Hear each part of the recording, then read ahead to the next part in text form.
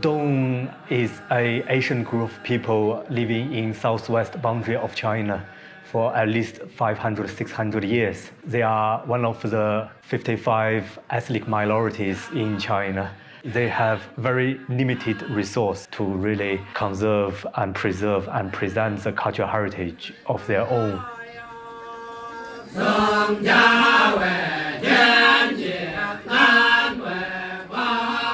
As a society, Dong people had no written culture until 1950s, which means for the past 5-6 centuries, they operated their social structure, their cultural lives in a completely orally based and instructed manner, including their architecture, the accumulation of tacit knowledge and vernacular wisdom from Dong people.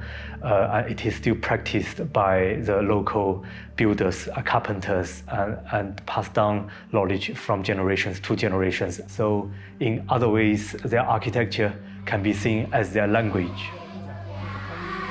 There is an urgency in the preservation of the culture and built heritage of Dong villages and architecture. Because of the geographical isolation, there's a challenge for external support.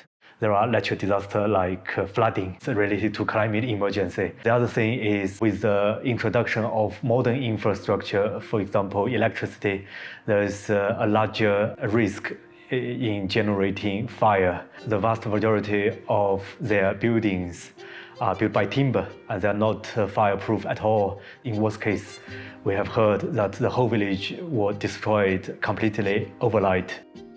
Before our project, there has been archaeological academic attempts to understand Dong settlements and people. Most of the research or engagement from the outside has been on the surface. So our project wanted to really get down to the ground and work with the local communities, bringing a new digital technology, particularly the 3D scanner, in documenting the Dong buildings and landscape and trying to understand their life world behind it. And in particular, they have a very distinctive public building type called the drum tower, which involves the social space, the community space, community hall, and the meeting room and public court, and the theater in which they practice their singing.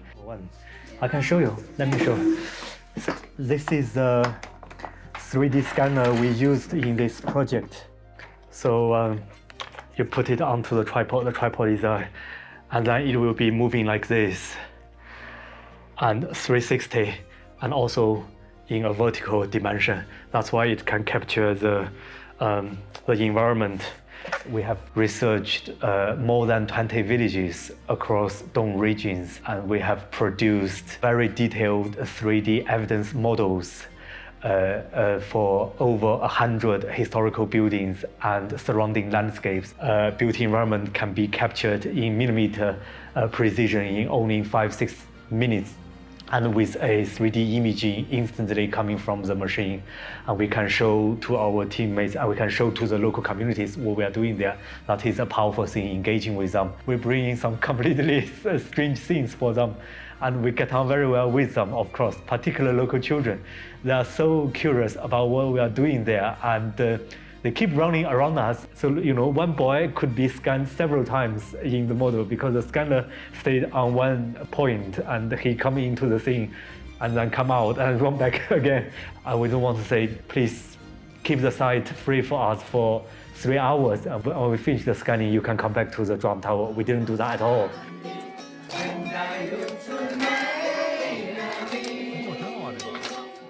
We do want to set up a local architecture school because we believe that the key of the Dong architecture and landscape lies in the people, and more precisely, the generations of master builders, of the carpenters there.